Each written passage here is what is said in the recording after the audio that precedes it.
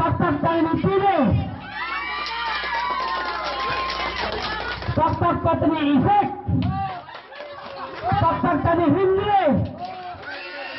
Pakpak tayo ni Lumel. Kasi na lang si Lumel.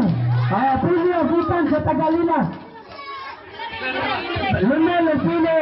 Nagsayaw siyang dalawa kay tagsimintas na. Dapin na lang, dapin. Ayaw, ito sila sa mintas. Ayaw. Hoy, dapin na lang. Lumel o pili, tagsiminta. Mari daw silang doon sayaw. Wala. Wala, sa naman.